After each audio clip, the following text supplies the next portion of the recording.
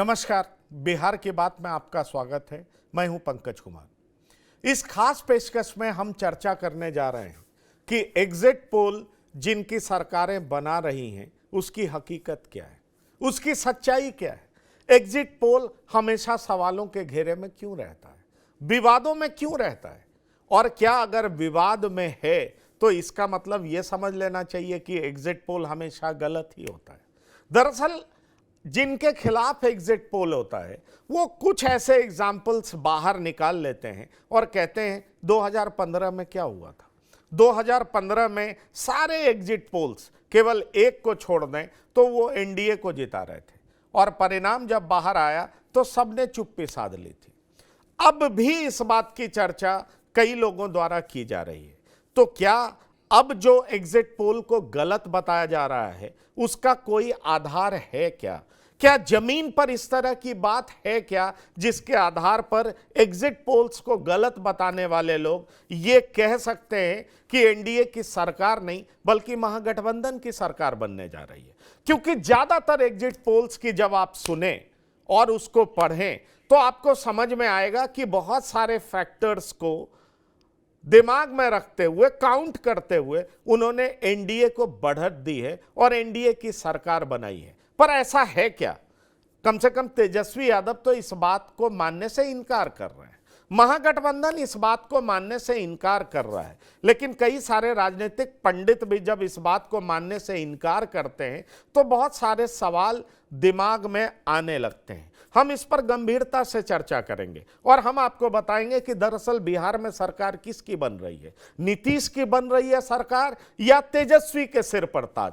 क्या होने जा रहा है यह हम आपको बताएंगे, क्योंकि फाइनल परिणाम तो 14 तारीख को आएगा। पर हम आज आपको बताएंगे कि दरअसल वो सारे कौन से फैक्टर्स हैं, एग्जिट पोल किस हद तक सही है, क्यों अमुक पार्टी हार रही है और फला पार्टी जीत सकती है, और दोनों गठबंधन के कमजोर कड़ियां कौन हैं, इसलिए वो हार की वजह बन सकती हैं और या जीत का सबब बन सकती हैं। इन तमाम बातों की हम चर्चा करेंगे, लेकिन पहले आपको सुनाते हैं तेजस्वी यादव क्या कुछ कह रहे हैं, उसके बाद हम शुरू करेंगे चर्चा। हमारे साथ पॉलिटिकल एक्सपर्ट्स जुड़ेंगे जो बिहार के चप्पे चप्पे से परिचित हैं, बिहार के पल्स को समझते हैं। वो हमें बताएंगे कि दरअसल बिहार में होने क्या जा रहा है।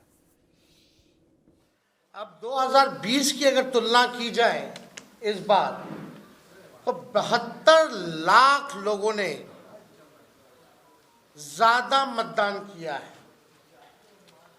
72 लाख मतलब इट्स अ ह्यूज नंबर, बड़ा ये आंकड़ा है। अगर 72 लाख को अगर हम 243 विधानसभा में बांटे तो 29,500 के आसपास हर विधानसभा में वोट जो है वो पड़े हैं।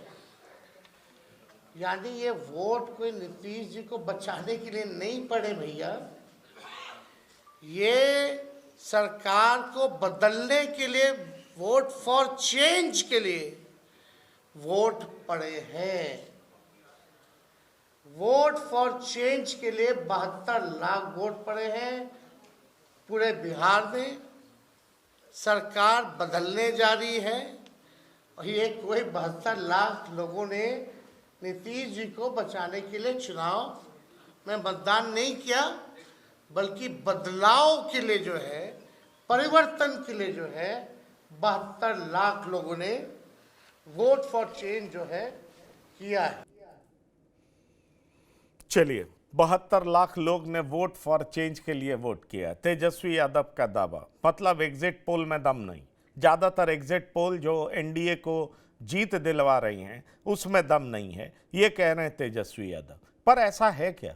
चलते हैं हम अपने दो मेहमानों के पास। दो मेहमान और भी जुड़ने जा रहे हैं, लेकिन जो दो मेहमान जो लगातार बिहार की सड़कों पर घूमे हैं, बिहार के पल्स को समझते हैं, श्री पूजन झा वरिष्ठ पत्रकार हैं, 25 साल से पत्रकारिता कर रहे हैं, हमारे साथ हैं। आपका बहुत स्वागत है।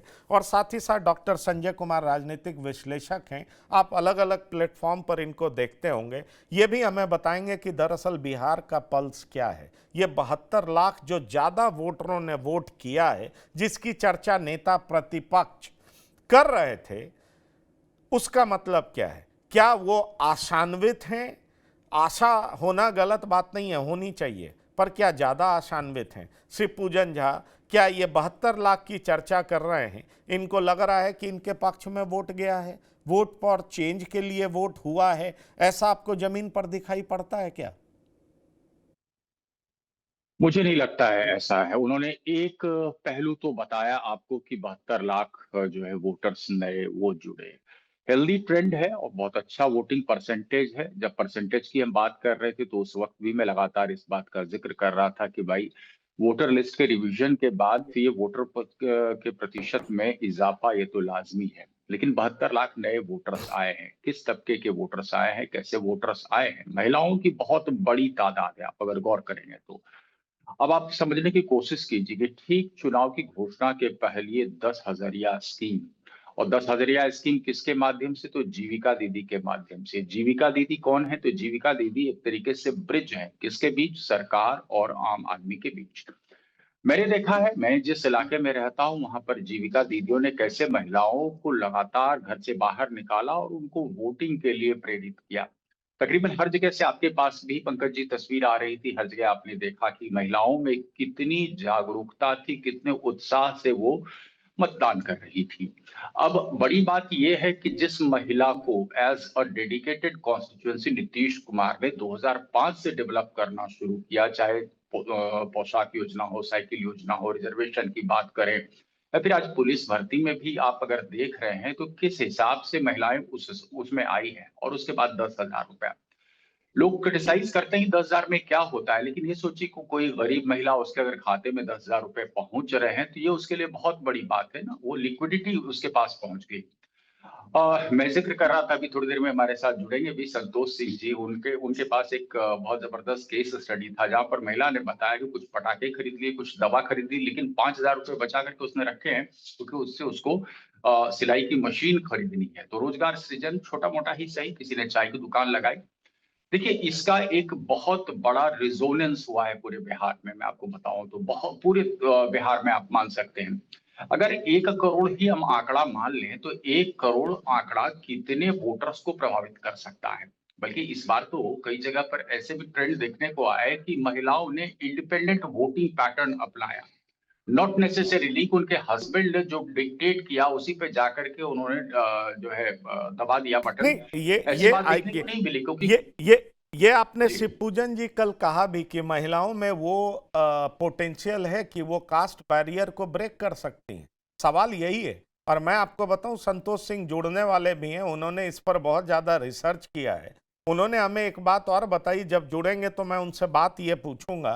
डॉक्टर संजय कुमार, मैं आपके साथ साझा करना चाहूंगा, आप इससे कितना इत्तेफाक रखते हैं।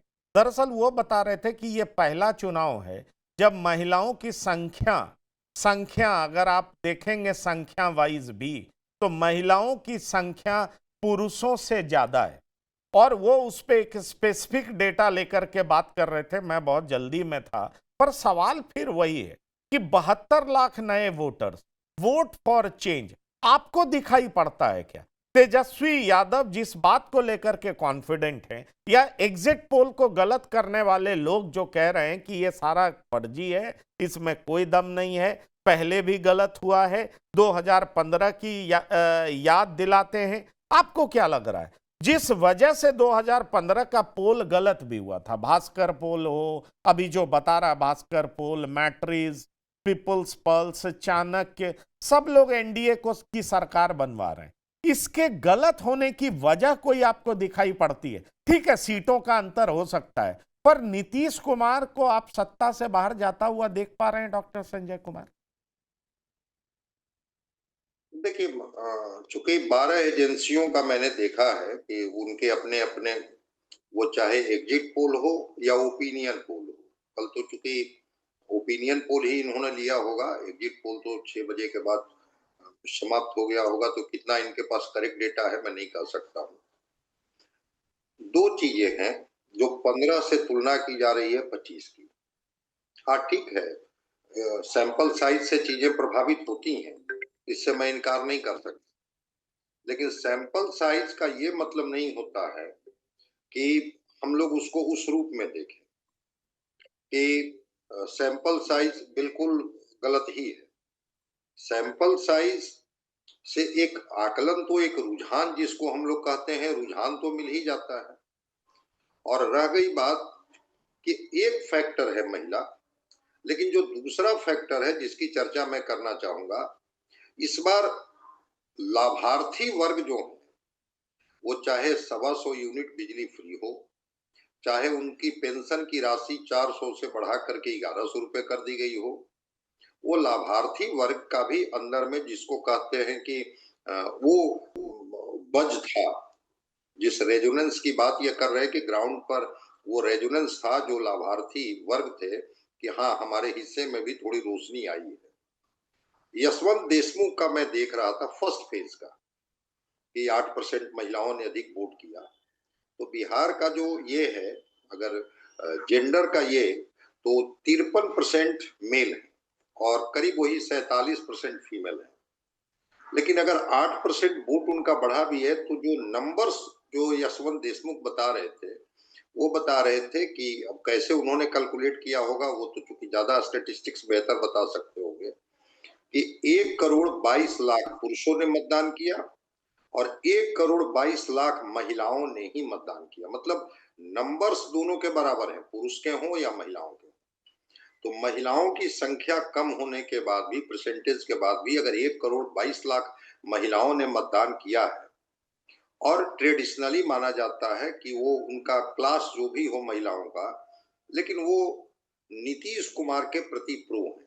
और बिल्कुल मैं सहमत हूं कि जो जनरेशन पॉलिसी उनके लिए बनाई नीतीश कुमार ने 2005 से लगातार, साइकिल पोशाक से लेकर के पॉलिटिकल जो पार्टिसिपेशन रिजर्वेशन की जो बात है, डोमिसाइल नौकरियों में आरक्षण 35% और ये 10,000 रुपए की राशि मुख्यमंत्री महिला रोजगार योजना, ये सारे फैक्टर्स को क्लब करते हुए एक चीज मैं आपको बताना चाहूंगा कि 6-7 में जो महिला साइकिल और पोशाक लेकर के स्कूलों में पहुंची, वो महिला की उम्र 2025 में जब वो वोट कर रही है, तो आप कल्पना कीजिए कि वो उम्र उसकी वही करीब 32-33 होगी या वो 30 के करीब होगी, जिसका कि एक अलग इम्पैक्ट है। जो कहा जा रहा है ना कि युवा वोटर पिछली बार की तरह वो तेजस्वी के प्रति अधिक हैं और महिला वोटर नीतीश कुमार के साथ हैं, ऐसा कुछ नहीं है।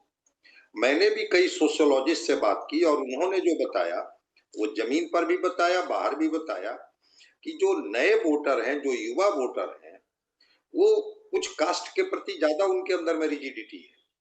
ऐसा नहीं है कि वो बिल्कुल वो कास्ट से अलग हट करके और नहीं, ठीक है, उनका बिल्कुल आप ठीक कह रहे हैं। और वही जो जेन जी की बात भयानक चल रही है और उसको अपने फेवर में देख रहे हैं आरजेडी के सपोर्टर्स या महागठबंधन में शामिल पार्टियां। हमारे साथ पवन कुमार जी भी जुड़े हैं, वरिष्ठ पत्रकार हैं। इन्होंने लगभग 1 महीने बिहार की यात्रा की है। जमीन, सड़क, गांव, गलियां, तमाम जातियों के बीच ये गए हैं। मुसहरों पर भी इन्होंने बहुत सारा रिपोर्ट फाइल किया है, हमने वो वीडियोस भी देखे हैं। हम इनसे समझना चाहेंगे कि दरअसल ये जो एग्जिट पोल है, ये हमारे एग्जिट पोल्स नहीं है। हम कई सारे एग्जिट पोल्स को दिखा रहे हैं, पोल ऑफ पोल्स को दिखा रहे हैं, और हम ये बताने का प्रयास कर रहे हैं कि ज़्यादातर एनडीए की सरकार बना रहे हैं, मतलब नीतीश कुमार की सरकार बना रहे हैं।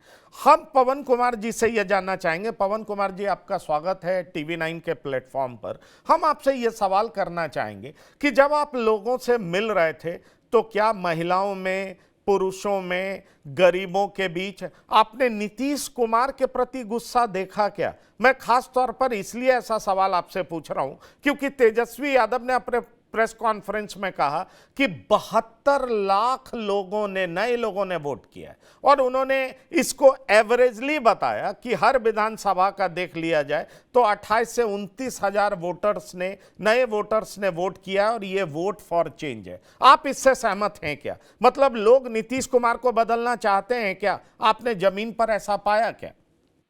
हाँ, ये आपके जो सवाल आपने किए उसमें काफी चीजें मिक्स है। बहुत बहुत शुक्रिया आपका पंकज। उसमें काफी जो लास्ट का सवाल है वो हमारे लिए ज्यादा मतलब मेरे लिए ज्यादा उचित है, मुफीद है, मेरे लिए ज्यादा एडिक्वेट है, जिसमें मैं बात कर सकता हूँ। देखिए, तीन चीजें हैं। नंबर 1 कि जो एग्जिट पोल हुए मैं एग्जिट पोल में मैं और आप सब ने एग्जिट पोल, दुनिया भर के एग्जिट पोल गलत हुए हुए देखे हैं। तो एग्जिट पोल पे मतलब जिसने किया अच्छा है। अब कई चैनल दिखा रहे हैं और इस बार काफी चैनलों ने खुद एग्जिट पोल करने से बचे। ये भी आप एक देख रहे हैं, ये भी एग्जिट पोल की क्रेडिबिलिटी की तरफ इशारा करता है।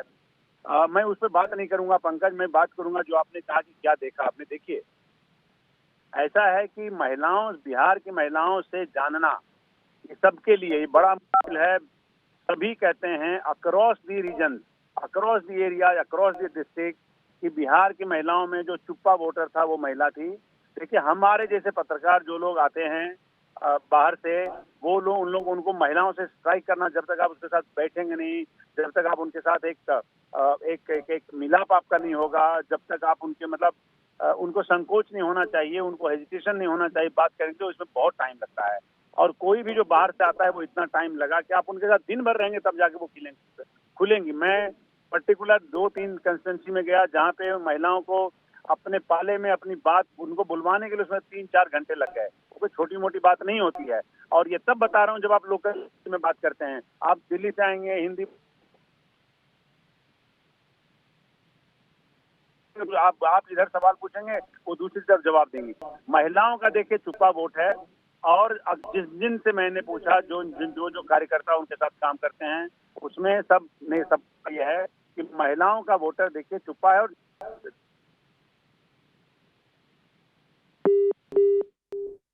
मुझे लगता है नेटवर्क फेलियर है। कुल मिलाकर के बात वहीं पर पहुंच जाती है कि चुप्पा वोटर्स है। और ये आगे जो कहना चाह रहे थे उस बात को हम फिर से इनके पास जाएंगे, इनसे सवाल करेंगे।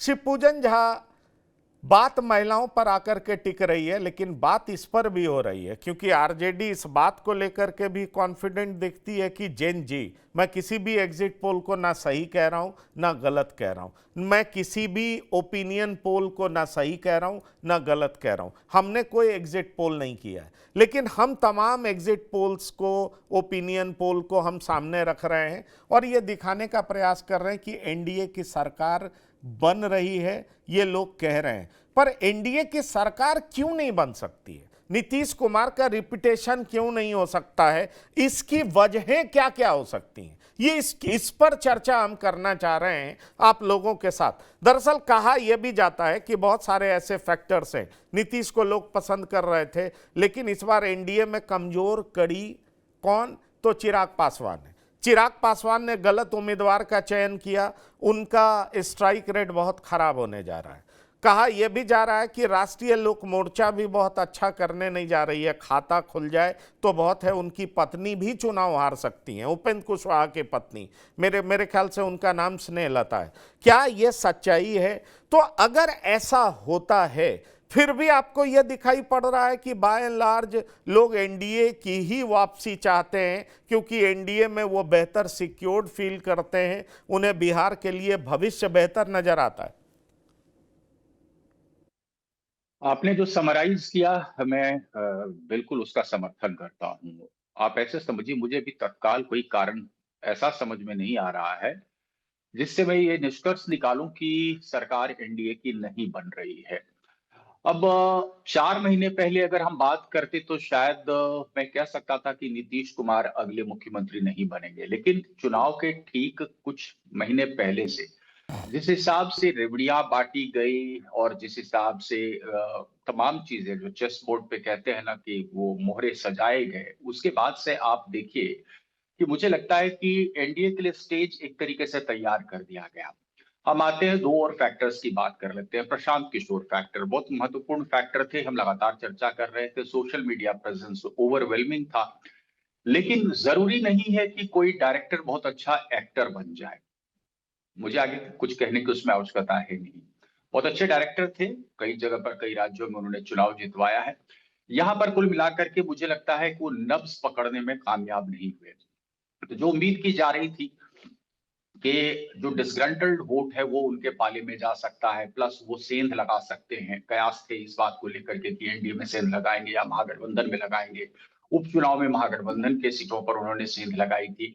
कुल मिलाकर के मुझे जन सुराज बहुत बड़ा फैक्टर इमर्ज करता हुआ नजर नहीं आया। 20-30 में शायद बहुत बड़ा फोर्स बन के वो उभर सकते हैं। मेरी शुभकामनाएं। अब हम आते हैं, आपने जेनजी का जिक्र किया। हम क्यों मान लें कि जेनजी का एन ब्लॉक वोट ट्रांसफर होकर के तेजस्वी यादव के पक्ष में जाएगा? क्यों? क्योंकि तेजस्वी युवा है। वहां पर तो मुझे लगता है फिर जेनजी वोट अगर डिसग्रंटल्ड है, कहीं से डिसएंचेंटेड है, वो फटीग फैक्टर से गाइडेड हो रहा है, क्योंकि लगातार 20 वर्ष से नीतीश कुमार है, नीतीश कुमार बुजुर्ग हो चुके हैं। कहा भी जा रहा है कि the present government is being run by tired chief minister and retired officials. तो क्या ये बाध्य कर रहा है जेनजी को पाला बदलने के लिए, दूसरी तरफ जाने के लिए? दूसरी अहम बात है कि संजय जी ने बहुत पते की बात की कि क्या कास्ट रिजिडिटी जेनजी में नहीं है। तो मुझे लगता है कि जेनजी का वोट कंसोलिडेटेड महागठबंधन को ही नहीं, जेनजी का वोट स्प्लिट हुआ, कुछ इधर भी, कुछ उधर भी, कुछ उधर भी। महिलाओं का हम जिक्र कर चुके हैं, लेकिन अब बात समझिए। देखिए कि चुनाव आते आते कैसे भाजपा ने एक तरीके से घुटने टेक दिए। तमाम जो उसका शीर्ष नेतृत्व है, किस तरीके से लगातार कह रहा है कि नीतीश कुमार के नेतृत्व में चुनाव, नीतीश कुमार के नेतृत्व में चुनाव। ठीक है, टंग इन चीक एग्जैक्टली, लैंग्वेज ये हो सकता है। एग्जैक्टली, वहीं पर आपने देखा एग्जैक्ट कि मल्लिकार्जुन खड़गे हो या तेजस्वी यादव हो, किस बात को बार बार उठाने की कोशिश कर रहे थे? एक ही बिल्कुल, मुद्दा उठाने की बिल्कुल, कोशिश कर रहे थे कि भाजपा इनको मुख्यमंत्री नहीं बनाएगी। लेकिन इंफैक्टिक असर्शन भाजपा की तरफ से आया भैया कि यही शपथ ग्रहण करेंगे, और उसके बाद मुझे लगता है कि एग्जैक्टली बिखराव वाली तो स्थिति इस बार वही खत्म हुई। वही सवाल जेन जेन जी की बात जो हम आपसे कर रहे थे, हमारे साथ संतोष सिंह भी जुड़ गए हैं, इनसे हम सवाल लेंगे। आ रहा हूं डॉक्टर संजय जी, क्योंकि आरजेडी के भीतर जिस बात को लेकर के चर्चा है, हम लोग सब एक पेज पे हैं कि महिलाओं का फोकस नीतीश कुमार के तरफ दिखता है, लेकिन आरजेडी के तरफ से या महागठबंधन के तरफ से जो बातें सामने आती हैं वो ये आती हैं कि जेन जी जो है 2005 के बाद पैदा हुआ है और उसकी लाइकिंग तेजस्वी यादव है, इसलिए जो ये 72 लाख वोटर्स ने ज्यादा वोट किया है पिछले बार की तुलना में, ये वोट फॉर चेंज है। और तेजस्वी इसलिए बड़े ही कैरिस्मेटिक लीडर बनने जा रहे हैं और इस बार शपथ लेने जा रहे हैं। कई लोग तो कह रहे हैं 18 तारीख का इंतजार करिए। संतोष सिंह जी, आप हमारे साथ जुड़े हैं, आपका स्वागत है टीवी 9 के प्लेटफॉर्म पर। मैं आपसे यही सवाल पूछना चाहूँगा, महिलाओं पर तो ठीक है, आपने कल भी बताया, अभी भी आपसे कुछ पूछेंगे, लेकिन ये जेन जी कितना बड़ा फैक्टर है? और ये बड़ा फैक्टर है तो आरजेडी को क्यों लग रहा है कि सारे वोट हमारी तरफ आ रहे हैं और यही गेम चेंजर होने जा रहा है, जबकि महिलाएं गेम चेंजर होंगी? ये बात चलिए सबके सामने। देखिए, बिहार का जेनजी है ना, कोई स्वतंत्र निर्णय ले ले ऐसी स्थिति में नहीं। मेरा भी तो बेटा है, अभी आया है वोट गिराने के लिए। अब अपने बेटे का उदाहरण दे देते हैं, उसी से आप समझ सकते हैं। वो अपने पूरे बैच का इंजीनियरिंग कॉलेज के स्टूडेंट सारे लोग आए हैं, छुट्टी दी गई, बहुत ही बेस्ट मैनेजमेंट रहा है बीजेपी का। एनआईटी तक में उन्होंने छुट्टी दिलवा दी है बिहार के बच्चों को, आइए आप वोट गिराइए। सब लोग आए, लगभग 40 स्टूडेंट वहां से आए वोट गिराने के लिए। घर पर जब तक पहुंचे तब तक उन लोगों का था कि प्रशांत किशोर को हम लोग वोट करेंगे। हमसे भी बात हुई, हम बोले ठीक है, आप प्रशांत किशोर को वोट करिए। तो अब उन लोगों के ग्रुप में जो भी डिस्कशन हुआ होगा, सभी दोस्त जो वहां प्रशांत किशोर का जो पार्टी दफ्तर था, उस दफ्तर को देखने के लिए गया। हम जाते देखे वहां क्या माहौल है। तो वो जैन जी जो है सो सिर्फ प्रशांत किशोर का ही दफ्तर में नहीं गया। वो जब वहां कुछ निराशा उन्हें लगी कि कोई हलचल नहीं है, तो बाकी पॉलिटिकल पार्टी के भी दफ्तर में जाकर वो देखने की कोशिश की उन्होंने कि क्या माहौल है। और वोट किसको दिया ये तो नहीं कहेंगे, लेकिन वोट गिराने के बाद रात में जब हमारी बात हुई, बोले कि पापा, हम लोग सब लोग जो है सो डिफरेंट डिफरेंट तरीके से वोट किए, उस 40 में एक भी स्टूडेंट तेजस्वी को वोट नहीं किया, ये हम कह सकते। और इसमें ऐसा भी नहीं है कि वो सारे लोग सवर्ण थे, उसमें सभी कास्ट के लोग यूथ थे। तो हमने उससे यही सवाल पूछा कि भाई तेजस्वी यंग जनरेशन के लोग हैं, तो नहीं, तेजस्वी के जंगल राज लौट जाएगा, उसके आने से अपराध बढ़ जाएगा, उसके आने से किडनैपिंग होने लगेगी। तब ये तुमको कैसे पता चला? तो देखते ही खबर सोशल मीडिया पर चलता ही रहता है। उस समय में आदमी को लोग उठा लेता था, डॉक्टर सुरक्षित नहीं था, इंजीनियर सुरक्षित नहीं था। ये जेनजी है ना, जेनजी सब आज के तकनीक का मास्टर है वो। तो सर हम आप खोजते रह जाएंगे, वो उसके पास इतना डाटा है ना, हर व्यक्ति के डाटा पर विश्लेषण कर लेता है। तो अब आप जेनजी को कहिएगा कि हमको वोट कर दे, जेनजी तो पैदा लिया उसके बाद फिर भी वो जानता है कि जंगल राज क्या है और अपहरण उद्योग क्या है। इसलिए जेनजी को लेकर अगर तेजस्वी उत्साहित है, उनकी भाई हमारी भी शुभकामना के लिए बिहार बदलने की बात आप सोच रहे हैं, लेकिन जेनजी का जो माइंडसेट है ना, वो हम अपने बेटे के माइंडसेट से हम आपको कुछ कह सकते हैं कि क्योंकि हमने उसको कहा नहीं कि किसको वोट करना है, कहाँ वोट करना है। वो लोग उन लोगों को कॉलेज की छुट्टी ही इसीलिए दी गई, आइए आप वोट गिरा कर आइए। तो 40 लड़कों का जो ग्रुप है, आज वो लोग चला भी गया, उस ग्रुप में यही चीज देखने को मिल रहा है कि भाई जंगल राज उन लोगों के जहन में है। तो अब टेक्नोलॉजी का कह सकते हैं कि प्रभाव इस जनरेशन पर है, इसलिए हमें नहीं लगता है कि इस एनजी के सहारे तेजस्वी सत्ता में इनकी वापसी होगी। चलिए, ये आप बड़ी बात कह रहे हैं और आपको बता दें वोट वाइव एग्जिट पोल, जी हाँ, और इंडिया टुडे का आया है, वो भी एनडीए को 125 से 145, महागठबंधन को 95 से 115 और जन स्वराज को 0 से 2 और अन्य को 1 से 3 दिया।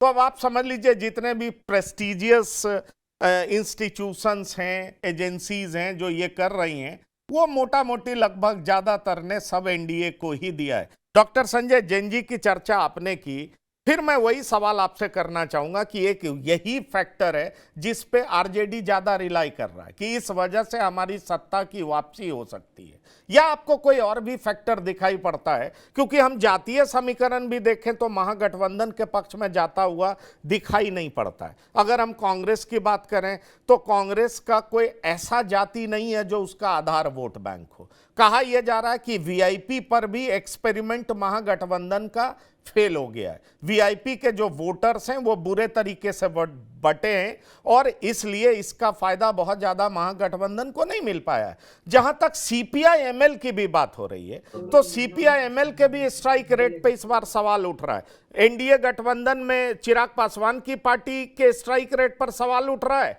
इधर सीपीआई एमएल के स्ट्राइक रेट पर सवाल उठ रहा है और कांग्रेस की भी बात हो रही है कि उनकी संख्या कम होने जा रही है। आपको लग रहा है कि ये सारे फैक्टर्स आरजेडी की सीटें भले ही इंप्रूव कर जाए लेकिन महागठबंधन को सत्ता में आने से रोक रही है? आप ऐसा देख पा रहे हैं? देखिए, आरजेडी का जो मैक्सिमम स्ट्राइक रेट है वो क्या रहा है? जब नीतीश कुमार जी 2015 में आए थे आरजेडी के साथ तो 80, मैक्सिमम तो 80 ही है ना। 2020 में इनको 75 सीटें मिली थी। लेकिन जो इनके अलायंस पार्टनर है, जिस तरफ आप इशारा कर रहे हैं, उनका स्ट्राइक रेट देख लीजिए कि क्या है। और बिल्कुल आपने सही कहा, जो इनकी लेफ्ट पार्टियां जिनका स्ट्राइक रेट, उसमें भी सीपीआई एमएल का। अब कल मेरी सीपीआई एमएल के नेताओं से बात हो रही थी, वो जहानाबाद में घोसी में उनके रामबली यादव चुनाव लड़ रहे हैं, सीपीआई एमएल के कैंडिडेट हैं। अरवल से उनके महानंद कैंडिडेट है, दोनों सीटिंग है, दोनों जीते हुए। मैंने पूछा कि भाई घोसी, तो उन्होंने कहा कि नहीं, वो उनके काम से पार्टी में भी बहुत अच्छी स्थिति नहीं थी, नाराजगी थी क्षेत्र में, तो वो दूरी बनाए ही रखे और इस वजह से लगता नहीं है कि वो सीट। ये सीपीआई एमएल के लीडर की बात मैं बता रहा हूं, जो बड़े लीडर हैं उस पार्टी के। अरवल के बारे में उन्होंने कहा कि नहीं, ऐसा नहीं है, हम लोग निकल जाएंगे, मार्जिन चाहे जो रहे। लेकिन बहुत कॉन्फिडेंटली वो नहीं बोल रहे थे कि नहीं, अरवल की सीट बिल्कुल हमारे पक्ष में जाए। ये मैं 12 जो पिछली बार सीपीआई एमएल जीती थी उसमें 2 सीट का एग्जाम्पल मैं दे रहा हूँ। वैसे ही कई सीटें जो सीपीआई एमएल की हैं वो इस बार उतना कंफर्टेबल नहीं दिख रहा है जिस बार की है। कांग्रेस तो भाई कहना ही नहीं है, ये तो कहाँ कैसे किस तरह से लड़ी, अपने विरुद्ध में लड़ी, अपने आप से लड़ी, ये पता ही नहीं चला कांग्रेस का कि क्या है। लेकिन उसके बाद भी मैं बता रहा हूँ कि नीतीश कुमार का एक अपना जो बेस वोट है वो 15-16% तो है ना। मैं सोचना वहीं से शुरू करता हूँ। बीजेपी का भी अपना बेस वोट 24-25% है। अगर नीतीश कुमार और बीजेपी के बेस वोट को जोड़ देते हैं तो कितना हो जाता है, उसमें एड ऑन कर दीजिए। हाँ, और चिराग पासवान का जो 5% का है उसको जोड़ दीजिए। इधर मैक्सिमम बेस वोट है आरजेडी का, जिसको हम लोग 28% मान के चलते हैं। 28% के बाद उनके साथ जो उनके अलायंस पार्टनर है उनके बेस वोट को जोड़िए। तो ये कहते हैं 2020 के अनुसार कि 2020 में 2% युवाओं ने हमें अधिक मत दिया था। तेजस्वी ने उसकी कोशिश भी की। आप देखे होंगे जितने भी मंच पर ये गए, ये भी राहुल गांधी की तरह टी-शर्ट और ट्राउजर में ही गए, ताकि हम उस युवा मतदाताओं के ऊपर, उनके मन मस्तिष्क पर हम प्रभाव डाल सके। मुझे ऐसा लगता नहीं। और बिल्कुल सोशल मीडिया ने अवेयर कर दिया है। वो पूना और बंगलोर में बैठा हुआ भी बिहार का जेनजी वो देख रहा है कि हमारा बिहार कहाँ खड़ा है।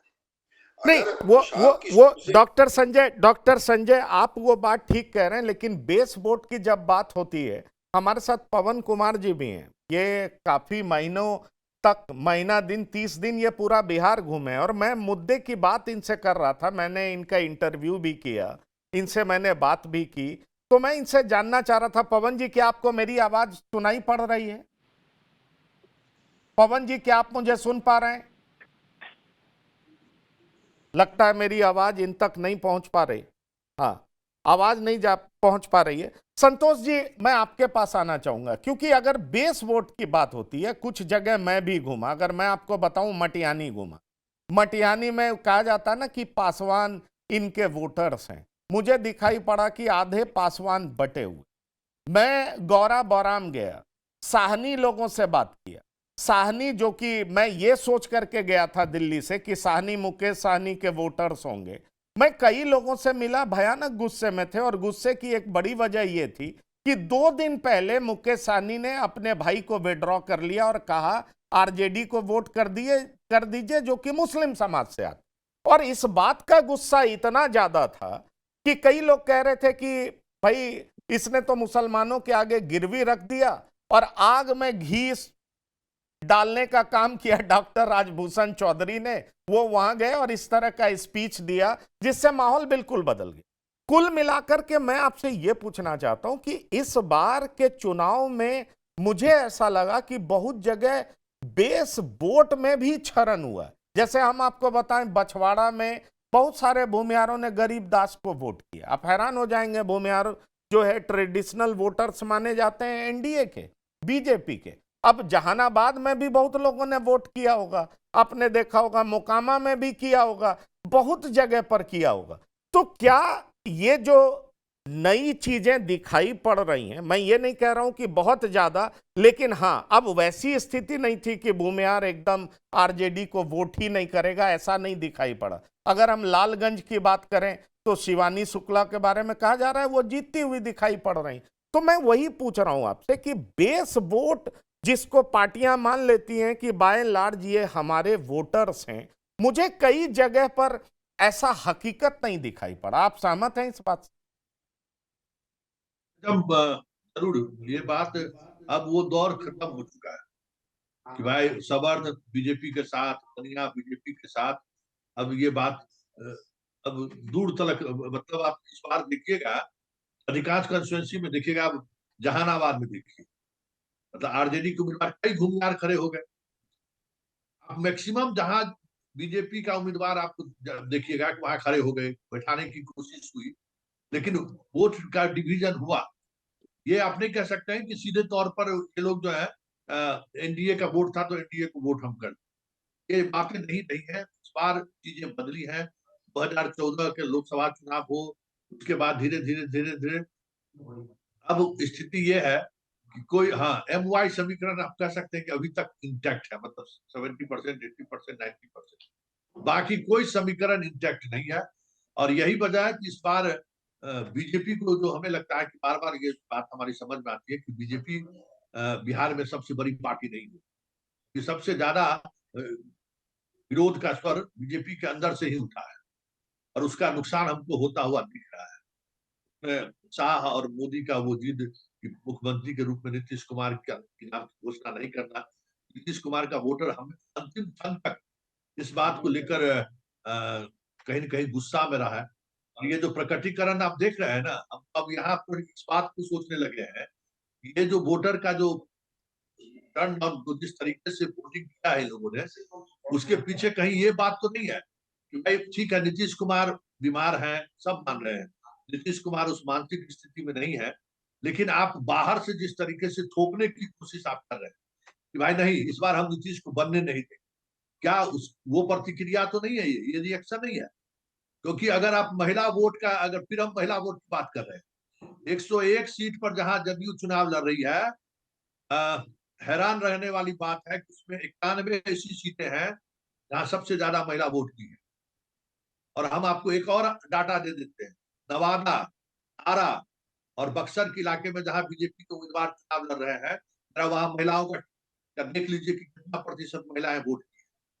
ठीक लोकसभा चुनाव में संजय सर बैठे हुए हैं, उस लोकसभा चुनाव में भी मेरा इंडेक्स यही था कि जहां महिलाएं वोट की हैं 6%, 60% से ज्यादा वहां एनडीए की जीत होगी, और जहां कम किया है वहां एनडीए की हार होगी। तो बीजेपी के सीटों की अगर हम बात करें तो मात्र 86 सीट ही हैं जहां महिलाएं वोट बढ़ चढ़ कर चुनाव की है। लेकिन बाकी जगहों पर आप अब समझिए ना, आरा भी और नवादा, दोनों जगह पर महिलाएं कम वोट की है। क्या हो गया? ऐसा नहीं है कि वहां 10,000 रुपया नहीं मिला। बिल्कुल दस बिल्कुल 10,000 रुपया हम तो आ वहां रहे भी हैं। मिला होगा। ये स्पेसिफिक सवाल मुझे आपसे करना और आपको सुनना भी है। महिलाओं को लेकर के आपका बड़ा रिसर्च है, लेकिन मैं पवन कुमार जी के पास जाऊंगा। मैं आ रहा हूं शिवपूजन जी आपके पास। मैं इनसे बार बार जुड़ने का प्रयास कर रहा हूं, नेटवर्क नहीं मिल पा रहा है। पवन जी, क्या आप मुझे सुन पा रहे हैं? जी जी। जा मैं आपसे यही सवाल कर रहा था। मैं आपसे अगर पूछता हूं कि 3 बड़े कारण जो आपकी नजरों में दिखा, क्योंकि गांव में गलियों में लगभग 5,000 किलोमीटर की आप यात्रा किए, आपको क्या दिखाई पड़ा कि नीतीश कुमार को एज है और तेजस्वी को एज नहीं है? क्या ऐसे फैक्टर्स दिखाई पड़े जिससे आपको लगा कि नहीं, नीतीश के खिलाफ गुस्सा भी नहीं है, उनके उनके फेवर में एज है, महिलाएं बात कर रही हैं, पुरुष बात कर रहे हैं, और 20 साल के बाद भी कहीं एंगर नहीं है? ऐसा दिखाई पड़ा? क्योंकि बहुत सारे वक्ता इस तरह की बात करते हैं। देखिए, दो हमारे पुराने मित्रों से आपने परिचय कराया, शिवपूजन और हम लोग साथ काम किए हैं। संतोष हमारे साथ दिल्ली में हम सब लोग हैं। तो पहले तो शुक्रिया आपका कि ऐसे मित्रों से आपने जोड़ा जो बड़े टाइम से। मैं संतोष से तो फिर भी मिला, मैं शिवपूजन से बहुत टाइम से मिला नहीं। देखिए क्या है कि मैंने जैसा कि आपसे पहले भी कहा, मुझे जो क्या बोलते हैं आप, जब एंटी इनकम्बेंसी की बात करते हैं तो क्या, तो एंटी इनकम्बेंसी अगर दीपक लेके आप ढूंढेंगे तो एंटी इनकम्बेंसी आपको मिलेगा क्या? उसको एंटी इनकम्बेंसी नहीं बोलते हैं। एंटी इनकम्बेंसी उसको बोलते हैं जो हवा में तिर रहा होता है, जिसको आप ऐसे जैसे मक्खी को हाथ से पकड़ते हैं, वैसे एंटी इनकम्बेंसी पकड़ में आता है। तो इस तरह की एंटी इनकम्बेंसी जो मैं बार बार उदाहरण देता हूँ, जो 2014 में दिखता था, पैल्पेबल था, नोटिसेबल था, आपको कुछ करने की जरूरत नहीं थी। जैसे एक मछली मारने के लिए जाल डालते हैं और मछलियां उसमें आ जाती हैं। तो ये 2014 में एंटी इनकम्बेंसी था कांग्रेस के खिलाफ, जिसमें भारतीय जनता पार्टी की सरकार बनी थी। नीतीश कुमार के खिलाफ एंटी इनकम्बेंसी नहीं है। ये मुझे समझ में नहीं आया कि अगर मैं जो बोल रहा हूँ अगर वही एंटी इनकम्बेंसी है तो मुझे समझ में नहीं आया। तेजस्वी की जो ताकत है वो ये कि मैं आपको ये कह रहा हूँ कि इस बार तेजस्वी अपने पिता के जो एक तरह से कहें अम्ब्रेला है उससे निकल के बाहर आए। तेजस्वी की ताकत इस बार ये रही। अभी आपने उदाहरण दिया कि क्या उनके साथ यंग वोटर था, यंग वोटर उनके साथ एसोसिएट नहीं कर रहा है। मैंने परसों बताया आपको कि जो 3 किस्म के संतोष की बात से मैं थोड़ा सा डिसएग्री करता हूँ। जो जेनजी वोटर्स है वो जेनजी वोटर्स में डिवाइडेड है बिल्कुल। उसमें से कौन किसको जाता है, किसका हिस्सा किसको गया है वो नहीं पता। लेकिन ये कहना, ये देखिए, अच्छा एक बार बताइए पंकज की कोई वोट से पहले किसी ने बोला है आज तक कि मैं तो हार रहा हूँ? एक आध कहीं उदाहरण होगा तो मुझे याद नहीं आता। तो जो हम लोग बहस कर रहे हैं अभी कि साहब ऐसा है कि वो ये कह रहे हैं कि मेरी सरकार बनेगी, वो कह रहे हैं मेरी सरकार बनेगी, मैं आपको वो बता सकता हूँ जो मैंने देखा। अब जैसे अभी थोड़ी देर पहले आप बात कर रहे थे साहनी साहब के बारे में। देखिए, साहनी वोटर मेरे ख्याल से थोड़ा कंफ्यूज रहा और साहनी वोट बटाए। उसकी 2 वजह रही। एक तो ये कि इनके साथ चुनाव लड़े कि नहीं लड़े, डेप्यूटी सीएम अनाउंस करें कि नहीं करें, इसका जब तक इन्होंने इसका फैसला किया तब तक वो लोग जो है काफी हद तक मन बना चुके थे। ऐसा नहीं होता कि वोट के एक दिन पहले मन बनाते हैं, ऐसा नहीं होता। कुछ लोग ऐसे भी होते हैं जो 2 दिन पहले डिसाइड करते हैं, बट मेजोरिटी एक तरह से कहें तो पूरा एक पक्ष 15 दिन में डिसाइड कर रहा होता है कि हमें क्या करना है। मैं ऐसे मेजोरिटी साहनी वोटरों से मिला जिसमें बोला कि साहब ऐसा है कि मैं तो उनको नहीं वोट करने जा रहा हूँ। साहनी जी उसकी लड़ाई लड़ रहे हैं। साहनी जी कह रहे हैं कि हम लड़ाई लड़ेंगे तो वो 15 साल पहले जो मछुआरों की स्थिति थी उसको थ्योरी के आधार पर लड़ाई लड़ रहे हैं। पूरा फिजा बदल चुका है, पूरी टोपोग्राफी बदल चुकी है, लैंडस्केप बदल चुका है मछली मारने का इस देश में, इस राज्य में। उसमें आप पुराने इश्यूज आप लेके चलेंगे तो कौन आपसे सूचित करेगा? लोग जो पलायन करके बाहर जा रहे हैं स्थानीय लोग, वो इनके कहने से मानेंगे कि साहब ऐसा है कि हाँ मछली मारी? मछली क्या मारेंगे वहां जब मिट्टी नहीं है? तो जब गाद भरा हुआ है, जब पानी नहीं है, जब मछली नहीं है उसमें, तो उनको खाली बोलेंगे नहीं मैं आपको मछली मारने का अधिकार दिलाऊंगा, पैसा दूंगा। तो आप जब बताइए, जब आप वो इशू पे बात करेंगे जो इशू नहीं है तो कैसे एसोसिएट करेगा? दूसरा जो आपने उदाहरण दिया वो पासवान वोटर्स का, पासवान वोटर्स शार्पली डिवाइडेड था। मैं सौ ऐसे लोगों से मिला जो कहता है कि साहब देखो मैं तो नित्य मानता हूँ इनको, चिराग पासवान को मैं नहीं लीडर मानता हूँ, न उनके बारे में मैं जानता हूँ, ना हमारे पास कभी आए, हम फिर भी रामविलास पासवान जी से एसोसिएट करते थे, एम्पैथाइज करते थे। तो मैं ये कह रहा हूँ जहाँ पे इतना शार्प समझिए, इतनी खुरदरी जमीन है, वहाँ पे आप इस निष्कर्ष पे पहुंच जाएंगे। आप जो लोग देखिए पोलस्टर वो साइंटिफिक स्टडी करते हैं, हम लोग साइंटिफिक स्टडी नहीं करते पंकज। हम वो बता रहे हैं आपको जो हमने आंखों देखा है, हम देख के बता रहे हैं। हम कौन किसी सीटें ले आएगा उसमें हम नहीं पड़ेंगे अभी। लेकिन जो ये कहना कि साहब है कि नीतीश कुमार को तो एकदम उखाड़ के फेंक देंगे, उनके पास कीमती, ऐसा मुझे नहीं दिखा। अगर नहीं दिखा है तो इतना चल के मतलब 30 डिस्ट्रिक्ट घूम के पूरा बिहार का एक चक्कर हमने लगा लिया, north Bihar, south Bihar, east Bihar, मैं केवल सीमांचल में नहीं गया हूँ। तो लगता है तो इसका मतलब है मुझे तो फिर से दोबारा अब रिव्यू करना पड़ेगा जो मैं देख रहा हूँ। मैं सिर्फ ये कहूंगा। नहीं चलिए, आप रिव्यू मत करिए, हम यही जानना चाहते थे, आपकी नज़रों से हम बिहार के वोटर को समझना चाह रहे थे कि आपने अपनी नज़रों से देखा क्या। और हम मैंने आपको वो बिल्कुल एग्जांपल दिया आपको, मैंने वो एग्जांपल दिए पंकज आपको जिनसे मैं 1 to 1 मिला हूँ, जी हाँ। कोई बिचौलिया नहीं। नहीं, इसीलिए तो मैंने कहा कि आप महीना दिन घूमे, 5000 किलोमीटर चले, आपका कई सारा फोटो देखा, वीडियो देखा, तो मेरी इच्छा जगी कि आपसे पूछूं और आपकी नज़रों से समझूं कि नीतीश कुमार बदल रहे हैं क्या। क्योंकि जिस तरीके से देखिए, बातें तो दोनों तरफ की हवा में होती हैं। एक तरफ की बात ये कही जा रही है 72 लाख नए वोटर्स, और नए वोटर्स ने फिजा बदल दी है। एक तरफ इस तरह का कॉन्फिडेंस है, और इसीलिए मैंने आपसे पूछा कि इस तरह का माहौल कहीं आपको दिखा क्या कि नीतीश बदल रहे हैं, कहीं गुस्सा है क्या इस तरह? क्योंकि आपने बड़ी अच्छी बात कही, अगर एंटी इनकम्बेंसी होता है तो उसको दूरबीन से देखने की जरूरत नहीं होती है, वो साफ साफ दिख जाता है, जैसे 2014 में दिखा। उसके लिए कोई टेलीस्कोप, माइक्रोस्कोप लगाने की जरूरत नहीं होती है। आप बैठिएगा चाय की दुकान में, आपको पता चल जाएगा कि माहौल बहुत खराब है उनके खिलाफ। अगर वो नहीं है तो चलिए मामला ठीक है, चलेगा। शिवपूजन जी भी साथ में लंबे समय से इंतजार कर रहे हैं। शिवपूजन जी, सुना अपने अपने पुराने मित्र को, और मुझे धन्यवाद भी मिला कि आप दोनों को हमने इनसे मिलवाया। मुझे लगता है एक पार्टी भी करनी पड़ेगी, हम लोग सब एक साथ होंगे और एक दूसरे की बात बेहतर तरीके से समझ पाएंगे। तो ये पवन जी ज्यादा धन्यवाद करेंगे पवन हाँ, जी वाकिफ हैं। पवन जी को तो मतलब दिल्ली जाने नहीं दिया जाए, पहले आकर के यहाँ पर कहते हैं ना मुलाकात हाँ। कर लेंगे, उसके बाद ही जाएंगे पवन जी। लेकिन बहुत बहुत धन्यवाद आपका, बहुत बहुत।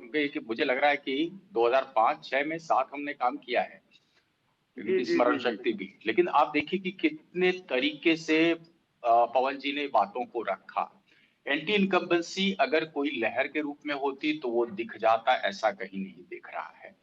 ये बताया गया कि जो जीविका महिलाओं को जो पैसे मिले और जिनको पैसे नहीं मिले तो वो डिसग्रंटल्ड है। नहीं, एक उम्मीद की किरण है। हमारे गांव में 4 को अगर मिल गया है, 10 को अगर नहीं मिला है, तो उम्मीद की किरण वो आकर के मुझसे पूछती, मेरे पास में ही मुसहर टोली भी है और बाकी गांव भी है, वो आकर के महिलाएं पूछती, भैया हमारा कहिया मिलता है। एक उम्मीद की किरण है। ये तो एक विषय हो गया। जेंजी पर भी हमने चर्चा कर ली कि जेंजी जो है वो कायदे से डिवाइडेड है। लेकिन एक बहुत पते की बात संतोष जी ने कही, आप और कीजिएगा कि ये 40 बच्चे कौन है, वो ज्यादा प्रिविलेज्ड हैं, वो जो है वो सोशल मीडिया से ज्यादा बेहतर हुक्ड है। तो उन्होंने पहले इनिशियली जो अपना ओपिनियन बनाया था तो वो सोशल मीडिया से गाइडेड होकर के किया था। अब उसके बाद फिर गलती कहाँ हो गई और कैसी गलती हो गई? गलती ये हो गई कि बड़बोलापन में आप डायरेक्टर से एक्टर बनने की कोशिश करते हैं। आपने अनाउंस कर दिया कि हम राघोपुर से करेंगे और हरा करके रहेंगे। उसके बाद तो फिर एकाएक आप देखते हैं कि जो भी ये बबल्स क्रिएट हो रहे थे, वो बबल धीरे धीरे सबसाइड करना होता है। जैसे ही लोगों को पता लगा कि राघोपुर से वो चुनाव नहीं लड़ रहे हैं, और फिर आपने देखा होगा कि तमाम जो गतिविधियां हैं वो धीरे धीरे धीरे it started subsiding like froth, वो सेटल डाउन करना शुरू हो गया। और अब जो जितने भी आ रहे हैं पोल्स के नतीजे, तो वो सब इस बात की ओर इशारा ही कर रहे हैं ना कि कोई 2 से लेकर के मैक्सिमम 8 तक कहना है। ये एक तीसरी बात हो गई। नीतीश पर भी हम संक्षेप में कुछ बता देना चाहते हैं। देखिए, आज से 4 महीने पहले हम इस बात को चर्चा कर रहे थे और डंके की चोट पे मैं खुद कहता था कि नीतीश अगले मुख्यमंत्री नहीं, 14 फैक्टर, एंटी इनकम्बेंसी, सब चीज पर हमने चर्चा कर ली थी। लेकिन बहुत कुछ हो गया ना चुनाव के ठीक पहले। ये पॉपुलिस्ट मेजर्स का बहुत बड़ी गूंज है, इसका इको पूरे आपके बिहार में है। और आज तो मैं बैठा हुआ था नीरज जी के पास, नीरज जी डंके की चोट पे कह रहे थे कि भाई देखिए, ये बताइए कि नीतीश कुमार का सेक्युलर क्रेडेंशियल्स में कहीं कोई डेंट हुआ है क्या? मैंने कहा नहीं, लेकिन भाजपा के साथ रहते हो तो ऐसे ही डाउट और सस्पिशन से मुसलमान उनकी तरफ देखेगा। उनका कहना था, इस सब के बावजूद उनका आंकड़ा कहना है कि महिलाओं ने बड़ी तादाद में नीतीश कुमार के पक्ष में वोट किया। मैं ना तो उस बात को इंडोर्स कर रहा हूं, ना मैं उसको आउटराइटली रिजेक्ट कर रहा नहीं, हूं। मैंने लेकिन ये फील सेक्युलर किया है। मैं क्रेडेंशियल 3-4 विधानसभा बता सकता हूं। मैं वही तो कह रहा हूं, मैं गांव जी। बता सकता हूं जहां पर मुस्लिम महिलाएं जेडीयू को वोट कर रही थी। मैं गांव बता सकता अब हूं। आप सोच लीजिए, आप अब ये आप जान सोच लीजिए, लीजिए। मैं खुद हैरान था क्योंकि जब मैं यहां से गया था तो इस माइंडसेट से गया था, इतना सुना था, पढ़ा था कि वक्फ संशोधन बिल के बाद मुसलमानों में कंसोलिडेशन है जबरदस्त तरीके से, और वो एंटी महागठबंधन, सॉरी एंटी एनडीए वोट करेंगे, अब जेडीयू को भी वोट नहीं करेंगे। पर महिलाओं में मैंने कुछ संख्या देखी जो कि 10,000 का इफेक्ट हो या और सारे सोशल वेलफेयर स्कीम्स का प्रभाव हो, हमने ये और आप देखा कि वो देखेंगे लोग ना, वोट कर रहे थे। आप पंकज जी और देखेंगे, ये मुसलमान दरी उठाने के लिए है क्या? इसके भी रिवर्बरेशंस आपको दिखेंगे। नतीजे आने दीजिए, जब आप विश्लेषण करेंगे तो आपको दिखेगा कि इसका भी कहीं ना कहीं कुछ असर पड़ा है। बड़ी बात थी, सिर्फ दरी उठाने के लिए है क्या मुसलमान? नहीं, चलिए, मैं आ रहा हूं। मेरे पास आपके लिए सवाल है संतोष जी, और मैं आपसे जानना चाहूंगा, मैं डॉक्टर संजय से एक क्विक रिस्पांस ले लूं क्योंकि इन्होंने एक बड़ी बात कही और मैं चाहूंगा कि डॉक्टर संजय थोड़ा एक्सप्लेन करें। आपने कहा कि जेनजी और कास्टिस्ट हैं, ये कुछ सोशियोलॉजिस्ट ऐसा कहते हैं। क्या आप उन लोगों के लिए कह रहे हैं जो बिहार में रहते हैं, वो कास्ट को लेकर के ज्यादा वो मुखर हैं और इसलिए आप इस तरह की बात कह रहे हैं, या सोशियोलॉजिस्ट इस तरह की बात कह रहे हैं? नहीं, सोशियोलॉजिस्ट तो कह ही रहे हैं, क्योंकि मैं आपको केस स्टडी के तौर पर मैं बता रहा हूं। जहानाबाद विधानसभा को आप ले लीजिए, जगदीश शर्मा के बेटे राहुल शर्मा को आरजेडी ने उम्मीदवार बनाया वहां, और जब उम्मीदवार बनाया तो लगा कि चूंकि जगदीश शर्मा लंबे समय से विधायक रहे हैं घोसी से, तो लगा कि अब जहानाबाद में वो उम्मीदवार हो गए हैं तो फिर एक कास्ट तो पूरी तरफ से उनकी तरफ ओरिएंटेड हो जाएगा, और वो ओरिएंटेशन जब होगा तो फिर तो जो एक कास्ट का कॉम्बिनेशन है, उस कास्ट कॉम्बिनेशन में बिल्कुल कंफर्टेबल मेजोरिटी इनको मिल जाएगी और बस परिणाम आना बाकी रह जाएगा।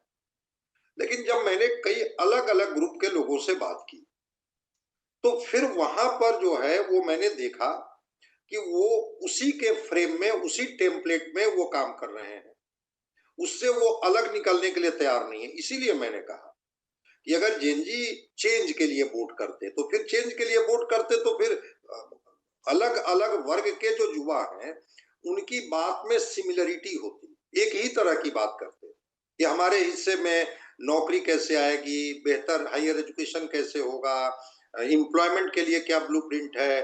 भाई नीतीश कुमार जी तो कुछ किए नहीं, हम तो उनके साथ खड़े हो जाएंगे। उन युवाओं के बीच में भी मैंने देखा कि डिस्कोर्स में वो पार्टियों की बात कर रहे हैं कि नहीं ये पार्टी तो इससे ठीक है, गाइड होती है, यहाँ ठीक है, ठीक है।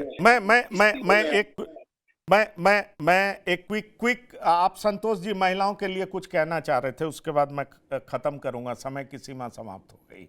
आप कुछ कहना चाह रहे थे संतोष जी? जो कहना चाह रहे थे कि अगर महिला 10,000 का इम्पैक्ट, तो नवादा में भी महिलाओं को घर से निकलनी चाहिए, आरा में भी निकलना चाहिए, बक्सर में भी निकलना चाहिए। ये ठीक लोकसभा चुनाव में आप देखेंगे जिन जिन सीटों पर महिलाएं बाहर नहीं निकली वहां बीजेपी चुनाव हार गई। ये एक अलग ये है, और अभी हम पूरा वही स्टडी कर रहे थे। मतलब इस बिहार के इतिहास में ये पहली घटना है कि मतलब अगर 51 से लीजिए तब तो कोई बात ही नहीं, 51 से तो इतना वोटिंग परसेंटेज कभी हुआ ही नहीं। 5,04,98,680 महिला वोटर, ज्यादा पुरुष से ज्यादा वोट किया है। चलिए, ये डाटा मुझे अपने लगता आप है में हैरान करने वाला। यही बड़ा फैक्टर होगा, यही बड़ा फैक्टर होगा। और शायद जितने भी ये पोल ऑफ पोल्स में हम देख रहे हैं या एग्जिट पोल में देख रहे हैं, अगर ये सही साबित होगा तो बाद में निश्चित तौर पर हम लोग 14 तारीख को जरूर मिलेंगे। हम आपको अभी से ही आप सब लोगों को रिक्वेस्ट करते हैं कि जरूर अपना कीमती वक्त निकालिएगा और थोड़ा एनालिसिस में हमें भी दीजिएगा। इस खास पेशकश बिहार की बात में आप सभी मेहमानों का बहुत बहुत धन्यवाद और शुक्रिया। तो बिहार की बात में इतना ही। ताजा तरीन खबरों के लिए आप लगातार देखते रहिए TV9। धन्यवाद, नमस्कार।